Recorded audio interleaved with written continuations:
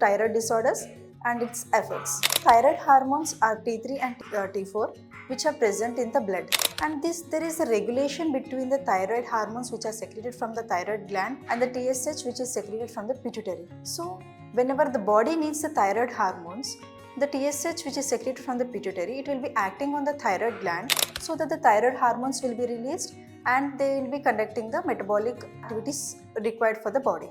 So in case of we are having two types of thyroid disorders, that is hypothyroidism and hyperthyroidism.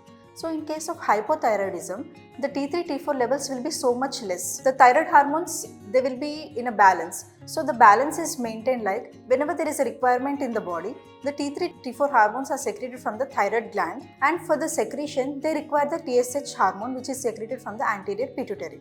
So whenever how the balance is maintained is the TSH acts on the thyroid gland and T3 T4 are released. So whenever there is increased 3T T4, those T3 T4 will inhibit the TSH.